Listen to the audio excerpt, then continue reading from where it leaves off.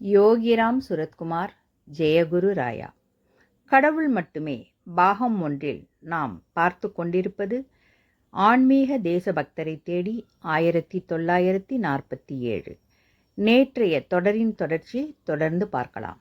1910ஆம் ஆண்டு ஏப்ரல் மாதம் 4ஆம் தேதி பிரெஞ்சு காலனியான பாண்டிச்சேரியில் அரவிந்தர் காலடி எடுத்து வைத்தார். பாண்டிச்சேரிக்கு வரும்போது அவருக்கு 38 வயதுதான். முன்பு போலவே அவர் பாண்டிச்சேரியிலும் தனிமையிலே இருந்தார். ஆன்மீக பணிகளில் ஈடுபட்டார். அவர் புதிய வியூகம் வகுப்பதற்காகவே தனிமையில் இருக்கிறார் என்று அவரது நண்பர்கள் நினைத்தார்கள். அவரை விமர்சித்தவர்களும் நினைத்தார்கள். அரசியல் வாழ்க்கையிலிருந்து அவர் ஓய்வு பெற்றது முழுமையாகிவிட்டது என்று அவரே தன்னை பற்றி எழுதியிருக்கிறார்.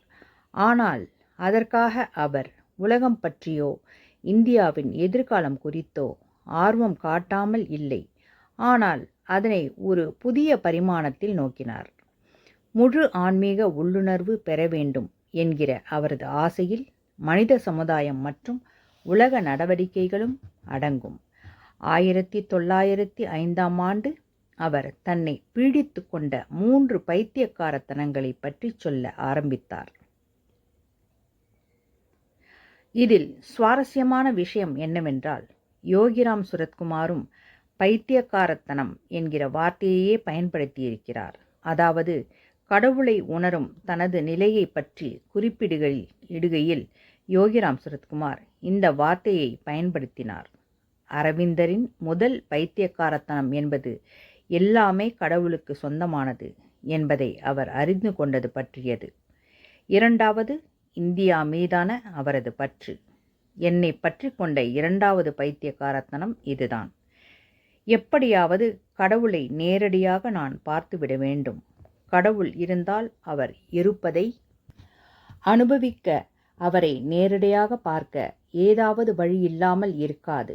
இதற்கான வழி எவ்வளவு கடுமையாக இருந்தாலும் அதனை பின்பற்ற வேண்டும் என்று நான் மனதை தயார்படுத்தி கொண்டிருக்கிறேன் என்று தனது மனைவிக்கு எழுதிய கடிதத்தில் அரவிந்தர் குறிப்பிட்டிருந்தார்.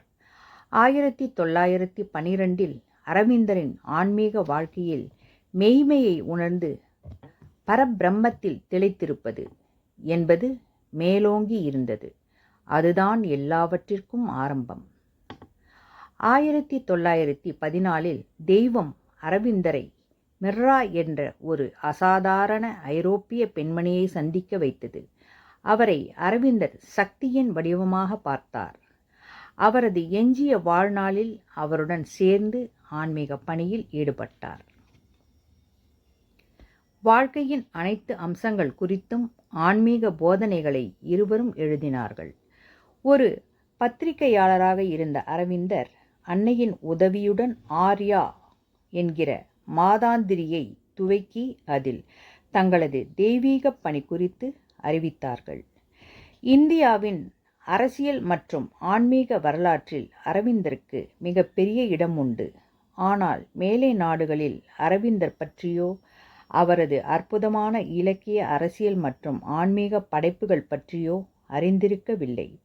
இது உலக கலாச்சாரம் மற்றும் வரலாற்றின் சிறந்த தாக்கங்களை பிராந்தியத்துவம் என்பது எப்படி எங்களை வந்தடைய செய்யாமல் செய்துவிட்டது என்பதை காட்டுகிறது. 1947இல் யோகிராம் சுரத்குமார் பாண்டிச்சேரிக்கு வந்தபோது அரவிந்தர் முதுமையில்தான் இருந்தார். 1947இல்